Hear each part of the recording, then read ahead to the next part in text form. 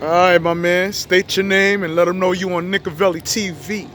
Yo, Rob the Nick on Nicovelli TV, aka Stingray, aka Rob Long. Let's get it cracking. Oh shit! Before we start, man, let's get a little shout out to my boy Nothing But Nick. No doubt, my boy Sam, nothing but Nick, baby. All right. Okay. Tune in. All right, we're gonna get this shit popping now. Nick fan. No doubt. How long? Shit, 35, 40 years. Yeah. No doubt. And who was your favorite player? Like, My favorite player, Bernard King. really? No doubt. What you liked about his game, man? Bernard could do it all. He scored from every position. That turnaround, nobody was able to stop ever. Had the scoring title a couple times, battled in the playoffs with the Knicks, kept them hungry, kept them there. And did you see the way he destroyed the Celtics when he went against Bird? Oh, your Royal Highness on Sports Illustrated, the Four Kings? Oh, yeah, with the crown on, no doubt. Okay. No doubt. All right. And he had 2 broken fingers. Damn, I ain't know that. I ain't know that. That's right. Gave Bird 47, averaged 40 the whole series. Shit. Every game. Every game. Every game, no less than 40. It wasn't no like, oh, you got 40 because you scored 49 one game and came back with 35. Nah, he had 40-something every game. Okay. So we moving in the right direction. Now, when he got hurt, Yeah, you know, because Bernard King didn't have no help. You think he really had help around him? Nah, he just had a solid team. That really no help. If he had if he played with cause the year he got hurt, if my memory serves me correct, Pat came the next year. Right. And he was on injured reserve that whole year, rebuilding from that torn knee. Yeah, he tore up his knee. So he never even really got a chance to play with Pat. Right. But I think that if you would have had them two together, Bernard would have never got hurt. They would have got a championship. Bernard would have delivered the championship with Pat. You believe that? No doubt. He's everything that Pat wasn't. Whoa. He's everything that Pat wasn't. Now, being that you said that, Yeah. elaborate. What Bernard King got that Pat didn't have? Because I asked a lot of people who's the greatest center concerning sports.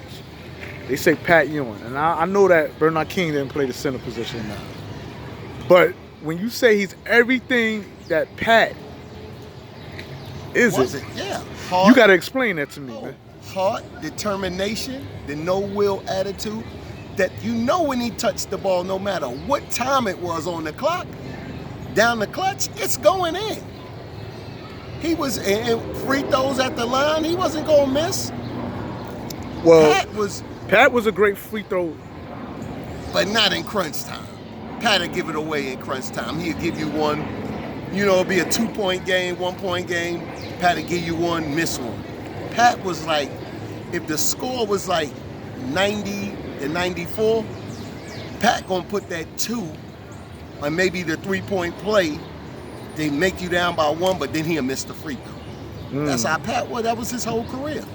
Okay. His whole career was like that to me. All right. So when we talk about the disappointments that the Knicks went through as far as coming up short, not being able to deliver and win the big dance, do you blame Pat? You know what?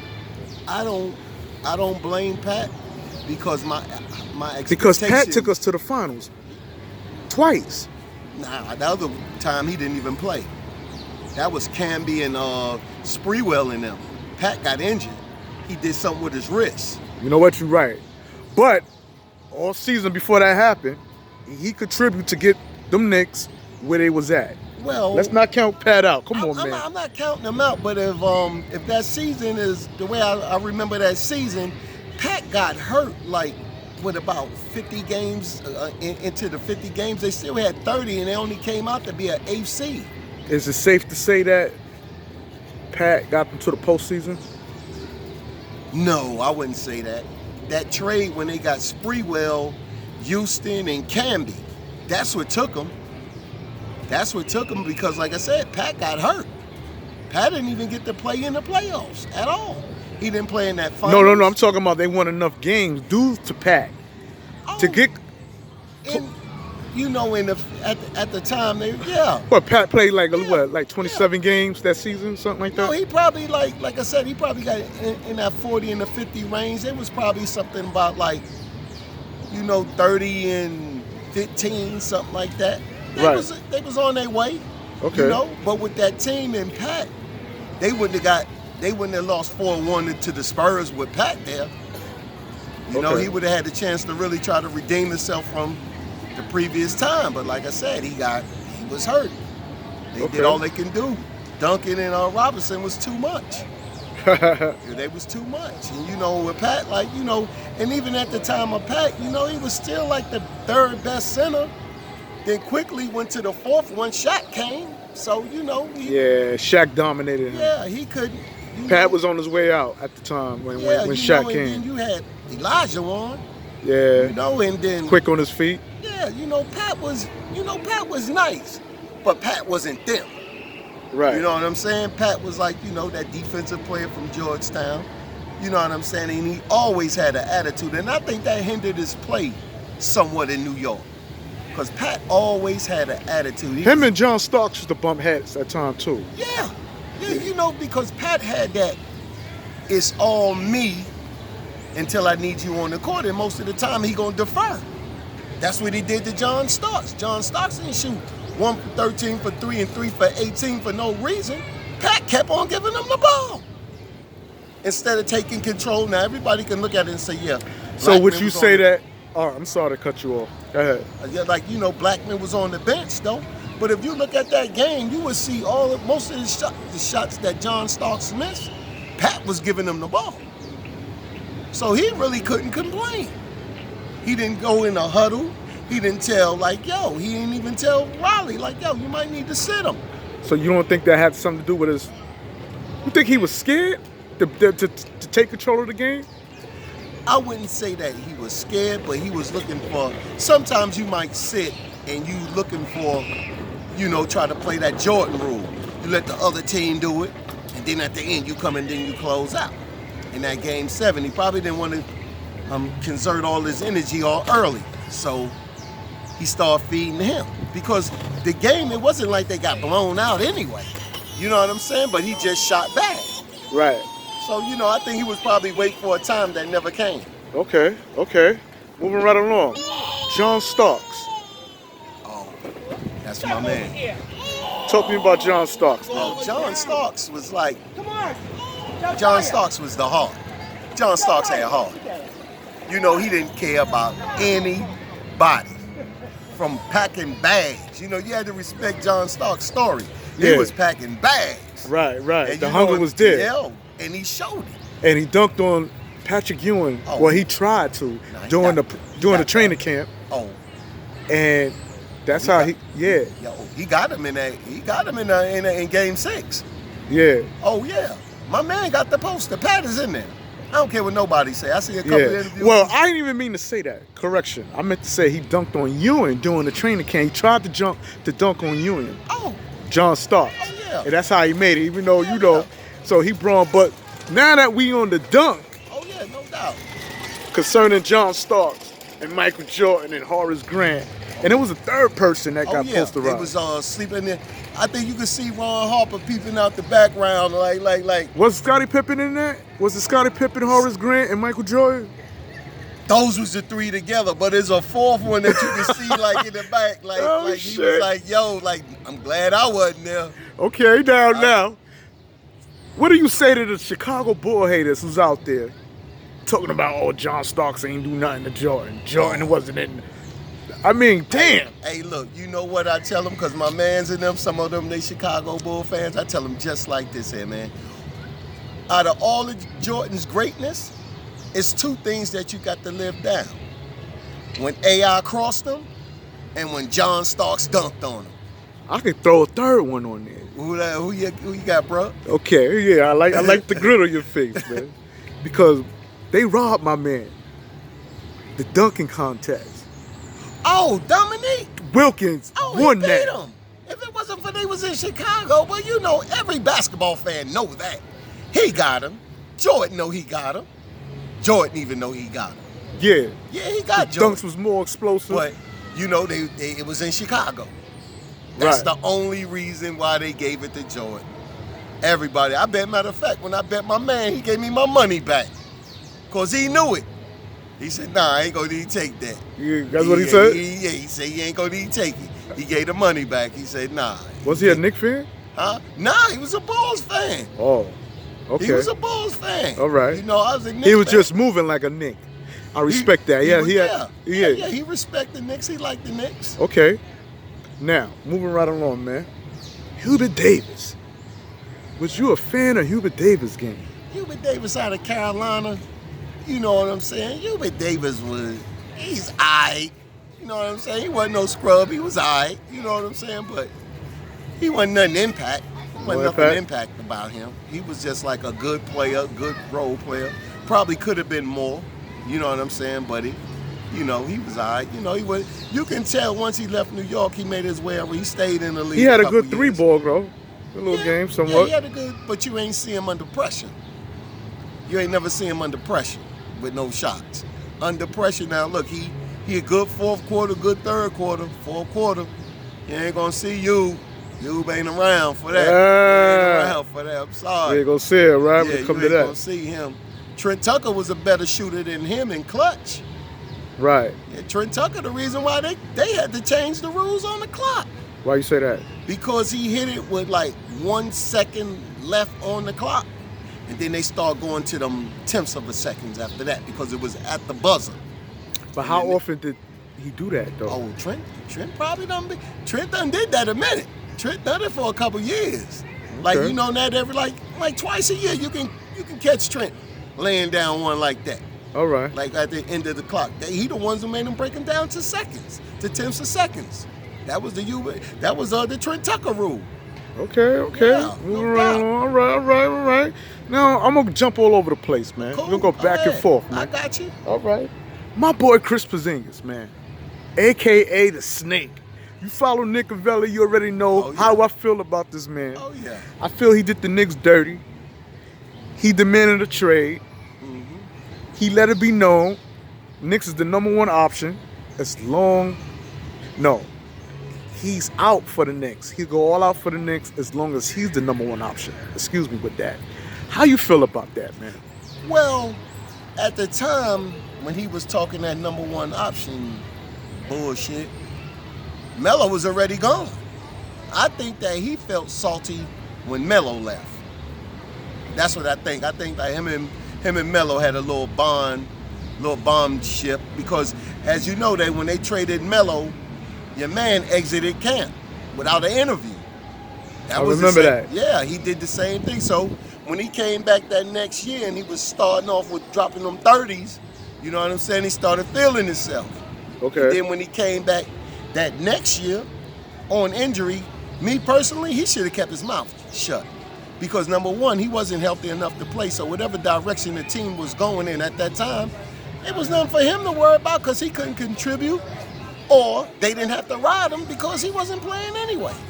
I think that he just spoke like he was all that without doing nothing first.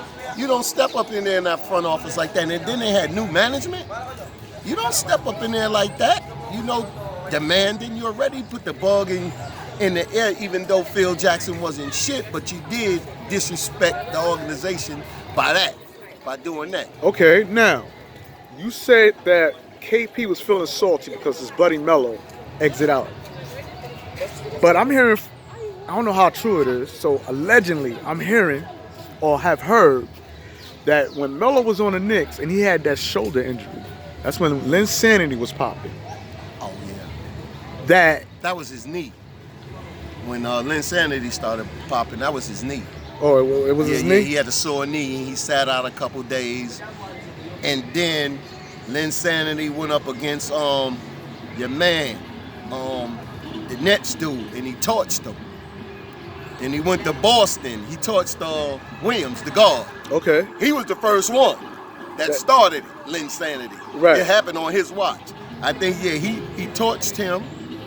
Then he went to Boston. Then he went to Utah. By the time they got back off that road trip, Linsanity was on fire. Yeah, man. That's right. And Melo, I know that's right, 'cause I used to go to Canal Street get my lobster. You know? And let me tell you something. Them Koreans down there, they was happy as fuck. Oh, Them Chinese yeah. people, they had the posters up. I said, shit. But the reason why I mentioned that, right? I don't want to jump off ship, is that whether or not you said it was the knee injury and it wasn't the shoulder. Yeah, it was his knee. Whatever injury it was, I know I'm hearing allegedly that KP didn't want Melo to be the captain. Like he felt like being that Melo's out, it was during the time that Melo was hurt. But KP wasn't there with Lynn Saturday. No. Well, excuse me. I'm talking about KP and Melo. Okay. KP and Melo. When KP left, that's you right. Error on my part. He wasn't there.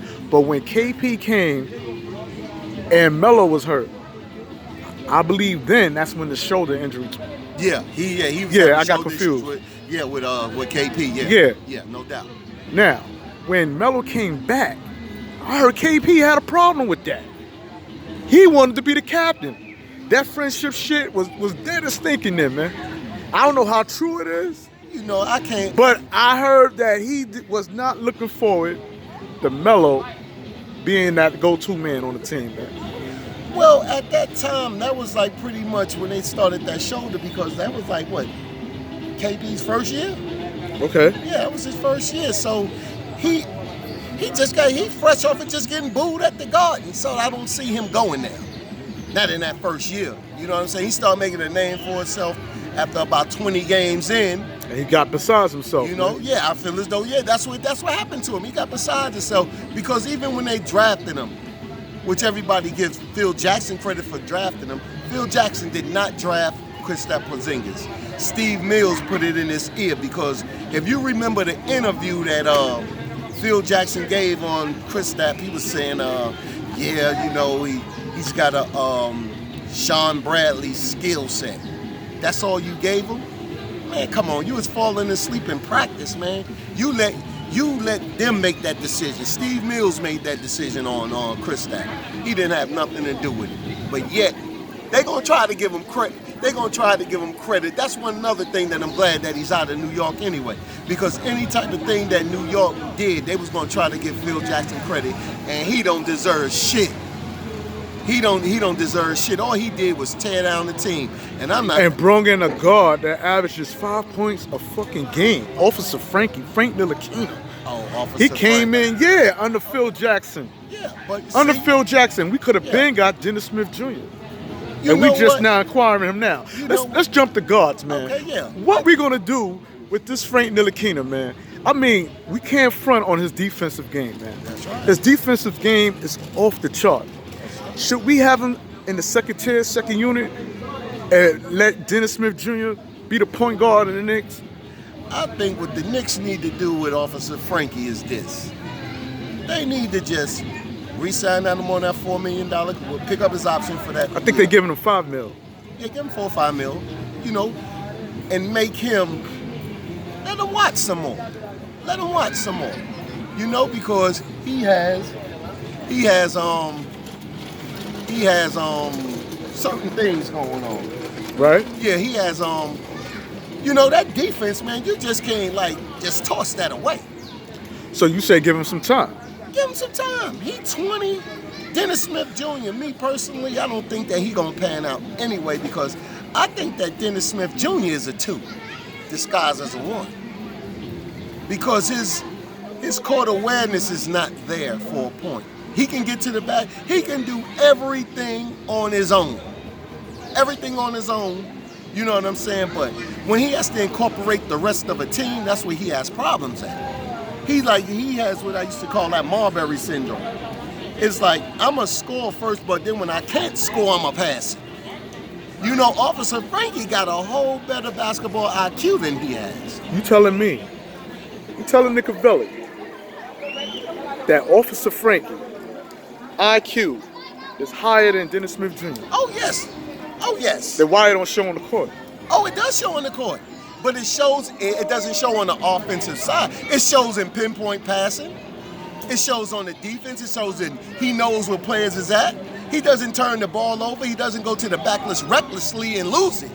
He'd rather back it out, but he needs to be more aggressive. That's what I'm saying. You can sit him down and he can pick that up. But you can't pick a professional basketball player can't pick up IQ. If you don't have it by the time you get to the pros, you're not gonna get it. That's something that's like, that's here. One thing I gotta admit that I give Frank Ntilikina credit on, that man got patience, man. It's in adversity, if I'm pronouncing it right. Yeah. What I mean by that is that Dennis Smith Jr., man, is a time, his attitude, man.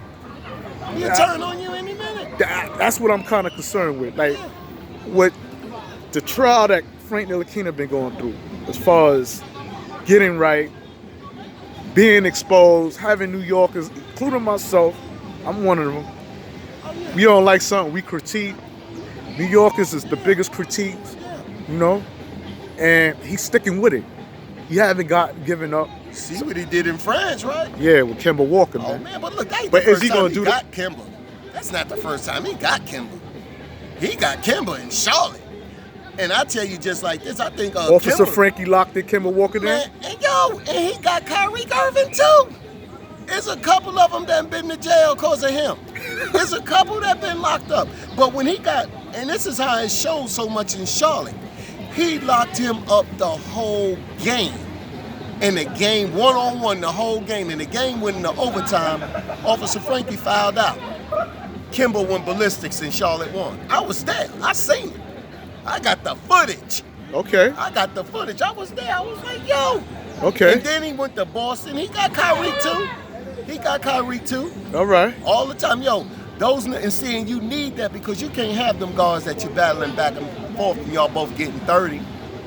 You got to be able to, even if you just take Frank and you take the pressure off of him and you put him in for situational defense, like when somebody is too hot, you bring in the cooler. He going to shut him down. Okay. And he's bigger and he's stronger now. Okay. Yo, his arms is like, man, he got like a 7'2" wingspan. All right. Okay. He can be useful until he picks it up. It's not going to cost no money. You don't want to throw him to like San Antonio, then work with him for another year and a half, and then because his shot is not broke. Right. You know what I'm saying? It's a confidence thing. So you let him build his confidence. Look, don't worry about it. We not trading you. You gonna be all right. We gonna put you in like this. We gonna start working you in like this. Don't give him no rotation. Let him earn the rotation spot. Put him on the bench. Let him look. When you need him, you call on him. It's not gonna cost you no money. So you basically saying if we let Frank Ntilikina go, we're gonna regret that shit. I think so on the defensive end, man, because the lead is not from what I see about the lead right now, it's not gonna stay this way for long. All of these guards that you can't touch, you can't do nothing to, they gonna have to slow this thing down. And when they slow it down, you know what I'm saying, he's gonna be a key part in it. Because look, if you look at Boston, why you think they didn't get rid of Smart? Smart's is the same type player as Frank, but he younger. He came in the league just made 19. When he got drafted, he was 18. And he was still growing. Yeah. So you don't want to just like, you can put him out of sight, out of mind. If a guard getting hot, you throw Frank over there to cool him off, then you get back to what you're doing. You let him maintain the roster spot. You explain to him so you're not messing with his confidence. And you deal with Frankie. Frankie gonna be all right. Okay. He's no starter right now. All right. Okay. I'll be the first to admit it. I like his D. I think he can be on the team, but he's no starter right now. All right. No rotation player. Free agency, man. Okay. We didn't get the players we wanted to get. No, we did. We got fucked over by Adam Silver. Out the blue, he comes with the 14%. Yeah, 14%. But doing look, a lottery. If you really look at that, though, the Knicks was the only one out the losing teams that even got there. Everybody else that lost around there, they was hitting like 9 and 10. So I don't think people gonna start that tanking shit again because it didn't work out. The Knicks was the closest, and they got what? Third.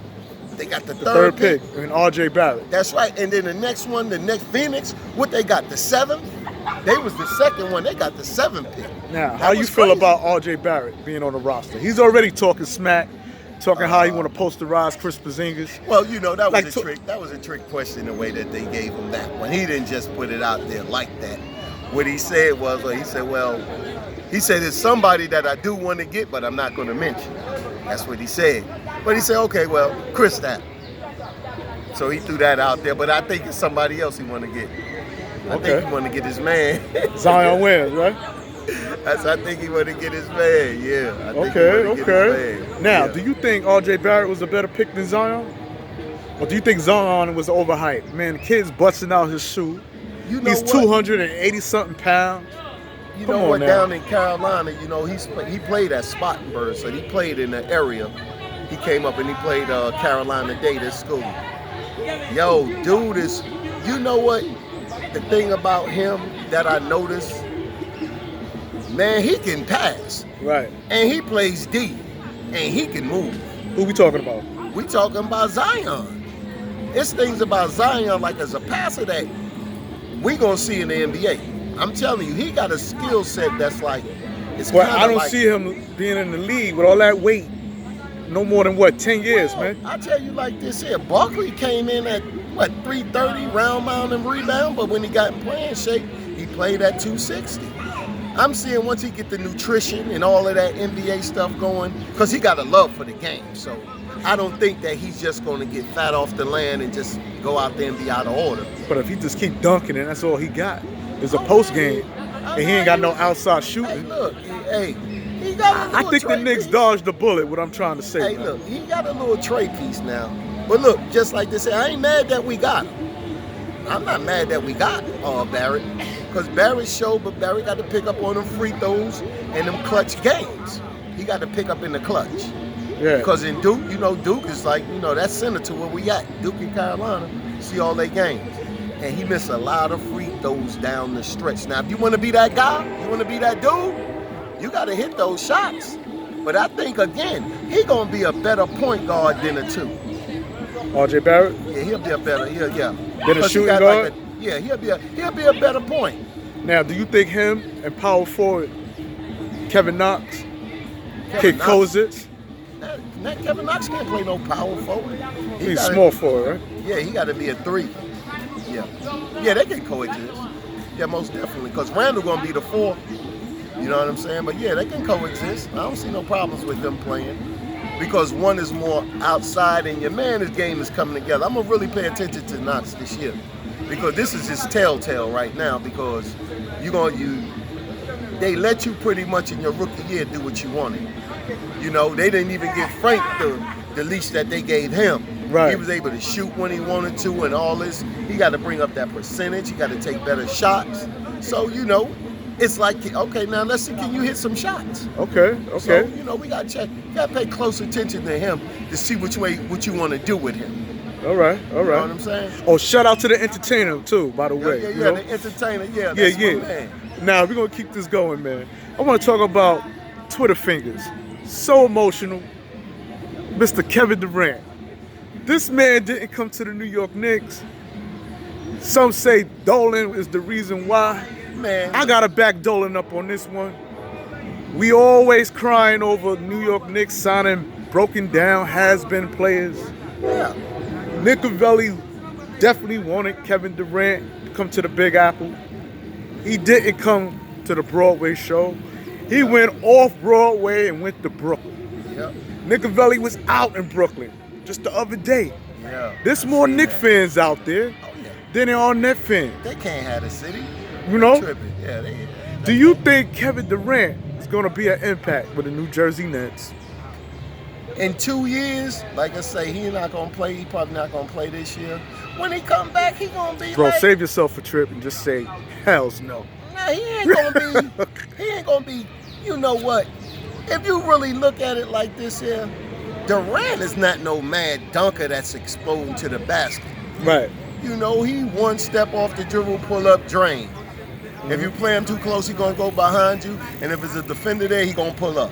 So he can work with that for a long time, you know, without killing his Achilles. You know what I'm saying? So, and I'm hearing that Achilles is not on is on his offside.